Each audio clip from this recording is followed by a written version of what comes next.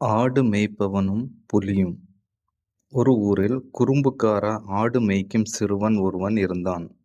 தினமும் ஆடுகளை புல்வெளியில் மேயவிட்டு மரத்தின் மேல் அமர்ந்து புல்லாங்குழல் வாசித்தவாறு பொழுதை கழித்து வந்தான். தினமும் இந்த ஆடுகளை மேயவிட்டு தனிமையில் இருப்பதால் வாழ்க்கையில் எந்த சுவாரஸ்யம் இல்லை என மனதிற்குள் நினைத்தான்.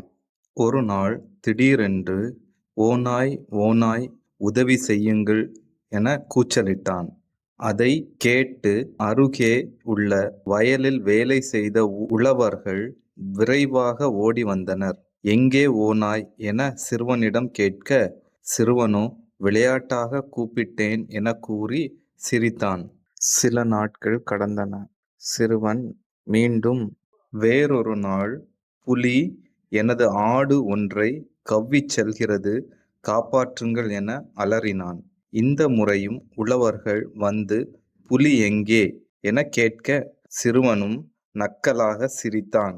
சில நாட்கள் கழித்து புலி ஒன்று நிஜமாகவே ஆட்டுக்குட்டி ஒன்றை கவ்விச் சென்றது. சிறுவனும் வழக்கம்போல், யாராவது உதவுங்கள், புலி ஒன்று எனது ஆட்டை கவ்விச் செல்கிறது என பயத்துடன் அலறினான். ஆனால் வயலில் வேலை செய்து கொண்டிருந்த உழவர்கள் மறுபடியும் சிறுவன் நம் அனைவரையும் முட்டாளாக்கலாம் என்று நினைக்கிறான். சிறுவனுக்கு இதே ஒரு வேலையாகிவிட்டது. நம் அனைவரையும் வேலை செய்ய விடாமல் கூச்சலிடுகிறான். சிறுவன் வேண்டுமென்றே கூச்சலிடுகிறான்.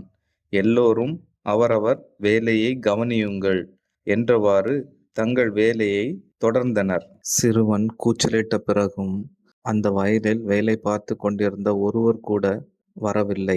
அப்பொழுதுதான் அவன் தான் செய்தது மிகப்பெரிய தவறு என்று உணர்ந்தான்.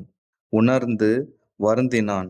மற்றவர்களை ஏமாற்றாமல் இருந்திருந்தால் உழவர்கள் புலியை அடித்து விரட்டியிருப்பார்கள். புலியிடமிருந்து நம் ஆட்டையும் காப்பாற்றியிருக்கலாம். தேவையில்லாமல் ஒரு ஆட்டை இழந்திருக்க வேண்டாமாயிற்று என்றவாறு தனது மற்ற ஆடுகளை ஓட்டிக்கொண்டு விளையாட்டாக செய்த ஒரு செயலால் ஒரு ஆட்டையே இழந்துவிட்டோம் என்ற வருத்தத்துடன் வீடு சென்றான்.